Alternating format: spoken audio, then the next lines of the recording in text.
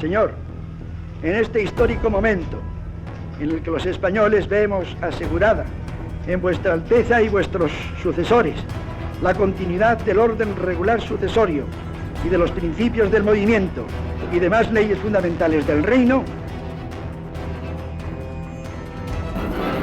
Un cráter en la calzada de unos 8 metros de diámetro por 4 de fondo y graves daños en los edificios colindantes provocó el potente explosivo colocado por los terroristas que dieron muerte en Madrid al presidente del gobierno, almirante don Luis Carrero Blanco.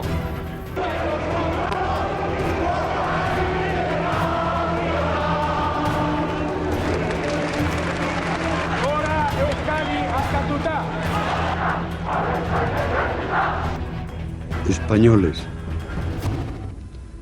Franco ha muerto. Habrá un día en que todos, al levantar la vista, veremos una tierra que ponga libertad. La transición en el Estado español convirtió en demócratas de toda la vida a quienes habían sostenido la dictadura franquista y en monárquicos convencidos a quienes habían enarbolado la bandera republicana. Las dos Españas se dieron la mano y comenzó una nueva etapa de entendimiento entre quienes anteriormente se habían enfrentado. Todos se convirtieron en constitucionalistas y así quedó sellado el régimen del 78. Sí, juro lealtad al jefe del Estado y fidelidad a los principios del movimiento nacional y demás leyes fundamentales del reino. Pero no todo había quedado atado y bien atado tras la muerte de Franco. Había otras realidades. Otras naciones sin Estado dentro de esa España idílica, que buscaban la otra transición. Una transición que no aparece en los libros de historia y que los grandes medios de comunicación y los partidos españolistas han querido ocultar para no empañar su modélica transición española. La influencia que tuvieron las reivindicaciones nacionales de Galicia, Euskal Herria y Cataluña en la transición española es indiscutible. Bueno, el hecho nacional, claro que marcó una diferencia porque en la fase previa a lo que se ha dado en llamar la transición, la llamada reforma política de lo irreformable y por lo tanto el pacto con el franquismo, las cuestiones nacionales estaban absolutamente presentes y candentes, de manera que en el proceso hacia la ruptura democrática todas las fuerzas, todos los actores suscribían el derecho a la libre decisión, es decir, el derecho de la autodeterminación efectiva de las naciones sin Estado del ámbito del Estado. Clave en la transición, porque en el 75 todavía se creíamos en la utopía y en el 78 ya nos dimos cuenta que habíamos pasado a la quimera, es decir, aquella utopía no era posible. Pero si el Estado reaccionó fue precisamente porque veía una posibilidad real de que dos naciones como Cataluña y el País Vasco emprendieran un camino propio. Y entonces todo su esfuerzo fue precisamente en crear un Estado de autonomías y de hecho crearon las preautonomías antes de la propia Constitución del 78 para poder ya encauzar o desactivar esa potencialidad que tenían las dos naciones y luego ya para cuando se creó la Constitución del 78 poner en papel esa autonomía que habían hecho un año antes. De novo en toda Galicia, de norte a sur, de esquerda a dereita. Manifestacións, declaracións, mítins e peches soliventaron o país.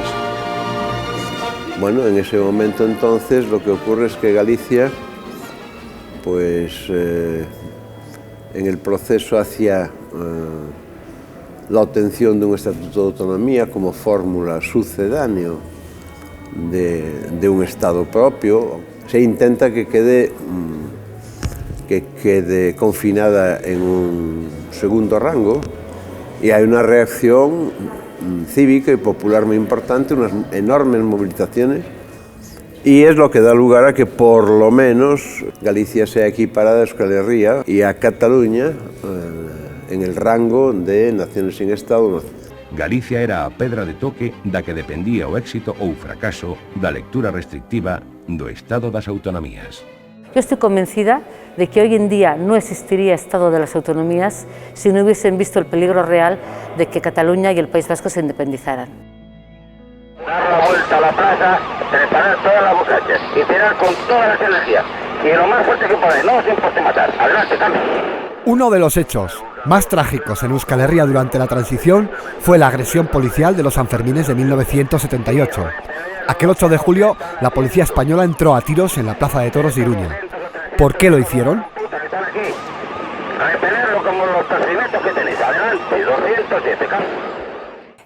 Vitoria, el 3 de marzo del 76, Gasteiz, ¿no? Después fue Montejurra, fueron los sucesos de amnistía en toda Euskal Herria, que goteo a goteo nos fueron asesinando gente, es decir, que este fue muy trágico, yo creo que porque la entrada en una plaza de toros de la policía tiene un imaginario súper bestial, ¿no? ¿Por qué pasó? Bueno, la transición se estaba cociendo, ¿no? Y entonces vas viendo día a día el debate de la Constitución, qué van a hacer los partidos, que por fin van a ser los partidos de la transición, cómo van cambiando de posición, cómo elaboran la Constitución, cómo han aceptado ya el gobierno, cómo antes del 78 ya se han producido los pactos de la Moncloa. Hay una sucesión y es lo que se mueve en la calle, hay que reprimirlo, ¿no?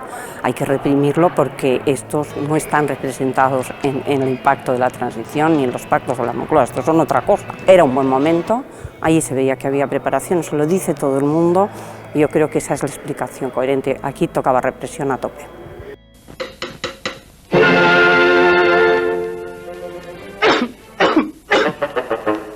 Evite la tos con pastillas Penetro. Penetro alivia pronto porque penetra. Pastillas y bálsamo Penetro.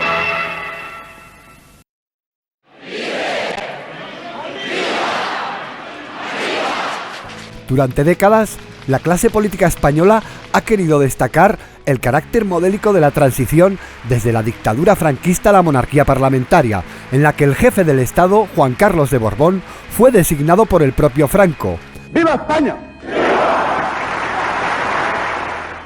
La violencia del Estado para reprimir todo tipo de protestas y movimientos contestatarios y las acciones de distintas organizaciones armadas tiñeron de sangre los años de la transición. Es que es una de las grandes mentiras, ¿no? La verdad hegemónica es terrible cuando se impone, ¿no? Entonces, claro, ellos dicen, porque Felipe González, por ponerle otra vez, pero también Aznar, han ido a vender a América Latina la transición, diciendo cómo fue y que fue modélica y que se pasa de una dictadura a una democracia. La jefatura del Estado, he decidido proponerle a la patria como mi sucesor. Claro, esto es falso, ¿no? Hay que tener en cuenta que este periodo, un punto muy fuerte del periodo es la Constitución del 78, ¿no? Quizá que las feministas nos movemos contra ella, la gente ecologista se mueve contra ella, los partidos de la extrema izquierda se mueven contra ella y solamente los partidos que firman la Constitución y los que luego van a cambiar de postura, que realmente tienen movilización de masas aquí en Navarra, como son ORT y PT, realmente solo esos de izquierda terminan apoyando la Constitución, que es un elemento como simbólico, por decir, y que resume, ¿no?, el tipo de régimen que va a haber. Eso no es una democracia. Para atrás se miraba pidiendo amnistía para nuestros presos y depuración y castigo a los responsables de las fuerzas de orden público, o que se vayan, o desaparición, o desmantelamiento. El Poder Judicial, desmantelamiento del Poder Judicial, juicio a los culpables, es decir, había, mirando hacia atrás, toda una historia que nos está contando y eso se pedía en la calle. Y hacia adelante se pedía fundamentalmente una cosa que es muy importante y parece mentira que alguna fuerza de izquierda ya traicionó, porque es más importante para ellos, para nosotros, que es la República. Y tragaron por el rey, con todo lo que conlleva el haber mantenido. Entonces, hacia adelante también fue muy terrible, de modélica, claro, dicen, no fue modélica porque no hubo violencia. Ya verá que llamáis violencia, 150 muertos tenemos contado por fuerzas policiales o parapoliciales en ese periodo. Y tras el estado de excepción decretado por el gobierno, miles de vascos son detenidos, golpeados, torturados y en algunos casos muertos por las fuerzas de orden público. 40 años después, la transición española y el régimen del 78 vuelven a ser motivo de debate. El proceso soberanista catalán y la persistente demanda en Euskal Herria del derecho a decidir han puesto en crisis el modelo del Estado. Cuando se habla de la crisis del 78, precisamente de lo que estamos hablando es de que aquel modelo que impusieron fracasó, porque nos encontramos que 40 años después se plantea exactamente el mismo problema, es decir, hay dos naciones que están reivindicando su independencia y de eso es de lo que estamos hablando. La crisis viene de ahí, porque es cierto que sí hubo otras cosas que no se hicieron bien, el tema social, las propias estructuras del Estado, no se nacionalizó la banca, no hubo posibilidad de poder interceder en las decisiones empresariales, económicas, etcétera, pero el problema grave por el cual hoy está el Estado en crisis no es tanto el tema económico, que también, sino sobre todo el tema nacional. Y hay un estado de excepción. El 155 es un estado, la madre que lo aplica, un estado de excepción enmascarado, en donde pues un tuitero va a la cárcel, un cantautor crítico y satírico va a la cárcel, la Audiencia Nacional funciona como el aparato de represión del Tercer Reich.